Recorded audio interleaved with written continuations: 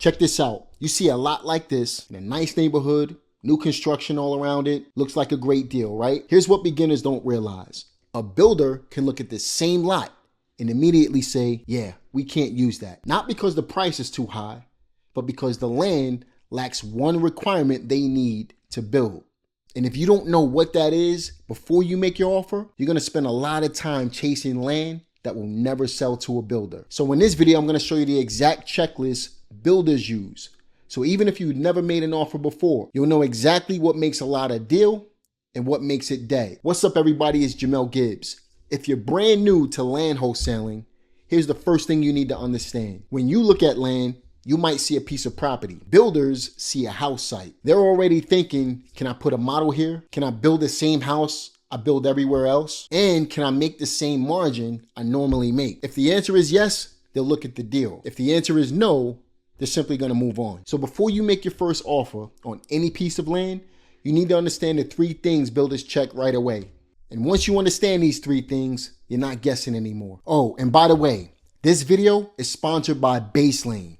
I'm gonna explain in just a minute why that matters once we go through the numbers behind these deals. So the first thing builders check is zoning.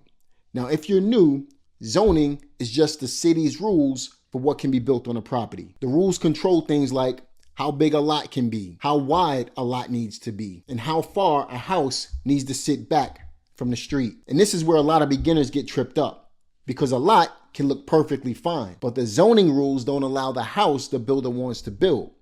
Let me show you what I'm talking about. When you pull up the zoning on a property, you'll see requirements like minimum lot width, minimum lot size, minimum frontage. Now, frontage simply means how wide a lot is along the road. So for example, if zoning requires 80 feet of frontage, but the lot only has 60 feet, the builder can't build their standard house. At that point, the deal can die right there, not because the land is bad, but because it doesn't fit what the builder normally builds. But zoning is not the only thing that determines if a builder can use a lot. The next thing is something that can completely change the math of the deal: utilities. Let me show you why that matters. All right, so let's say the zoning works. The lot is wide enough, the builder can legally build the house they want to build. Now the builder checks the next thing: utilities. And this is where a lot of deals quietly fall apart. You see, builders immediately want to know, is there city water? Is there city sewer? Is there power already at the street? Because if those things are already there, building becomes pretty straightforward. But if they're not, now the project starts getting expensive. You might be dealing with septic systems, wells, running sewer lines, heavy grading, and all of that adds cost. Let me give you an example. Let's say homes in a particular neighborhood are selling for right around $450,000. Now, most builders want land costs to be somewhere around 20 to 25% of that number. So that means the lot needs to be somewhere between $90,000 and $110,000 using this example. Now imagine you find a lot for $100,000 and it looks like a deal, but the builder needs $35,000 to bring sewer lines to that lot.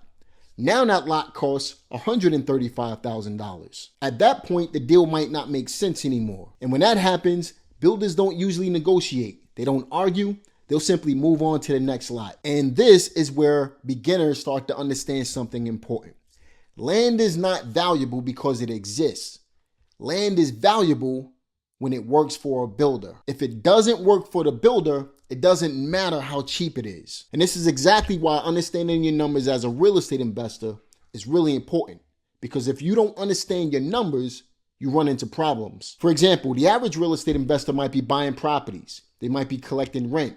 They might be paying expenses on a property. But if they're not staying on top of their numbers, they don't know their true financial position. Well, it's really simple. As a real estate investor, you need to know your total assets. You need to know what you owe across all of your properties that you have. And you also want to know how much equity you have across all of your properties. Once you understand those numbers, you'll know your real net worth. And the problem is most investors keep track of this stuff on a spreadsheet, or they might rely on a CPA to give them all of this information by the end of the year. And that's why I like using Baselane Smart. It automatically creates real-time balance sheets for your portfolio so you can actually see your assets, your liabilities, your equity, and depreciation all in one place. No spreadsheets, no guessing. And if you're scaling multiple properties or entities, this becomes really useful when you're looking for new lenders or even during tax season. It also lets you track cost segregation and depreciation right inside the platform. So instead of manually tracking depreciation across different assets, you can accelerate deductions and reduce taxable income all without ever using a spreadsheet. So if you're building a real estate portfolio and you want a clear picture of your finances, be sure to check the link in the description box below. Sign up for Baselane today. All right, so now let's talk about the third thing builders look at. Even if zoning works and utilities are available at the property, there's one thing builders care about: buildability. In other words, how easy is it to actually build on the lot? Builders prefer lots that are simple. They want flat land, they want good road access, and they want enough space for the houses they build. But sometimes a lot might have some things like steep slopes, drainage issues, odd shapes, and easements. And those things make construction more complicated. And when construction becomes complicated, risk increases. And builders simply don't like unpredictable projects. So again, they move on. Now here's where most beginners usually misunderstand land deals. You see, most people start by asking, what does the seller want for the property? You see, builders ask a different question. Builders want to know, how much can a finished house sell for? Because that's what's going to determine what they can pay for the land. For example, if homes in a certain area are going for right around $400,000, a builder is going to want the lot cost to be somewhere between $80,000 and $100,000. If the land costs more than that, the deal's probably not going to work. So when you're wholesaling land, you need to think like the builder, not just the seller. So how do you do that? How do you think like the builder? Well, one of the best things you can do when you're just getting started wholesaling land is to talk to the builders. Now, in this video right here, I showed you exactly how to find builders on Zillow. Now, once you start contacting these builders, you want to ask them simple questions like, what type of lots are you looking at right now? Do you prefer city utilities? What size lots do you prefer? Is there a specific price range that you want to stay in for this land? When you start learning these things, you'll know exactly what the builders want. And once you know that, finding the deals becomes that much easier. So let me show you how this actually plays out. A beginner might find a lot that he thinks is a good deal. It's in a great neighborhood, there's new houses nearby, and the price seems pretty reasonable. So they'll assume that the builder wants the property. But once the builder starts to evaluate it, they'll notice things like no sewer at the street, drainage issues, not enough frontage, or simply a lot shape that doesn't fit their model. At that point, the builder is not going to negotiate. They're simply going to move on, because builders are not looking for land that they have to figure out. They're looking for land that fits their system. That's why understanding builders' needs before you make offers is so important. And if you want help finding builders, evaluating land deals, and closing these deals and getting paid as quickly as possible, be sure to check the link in the description box below.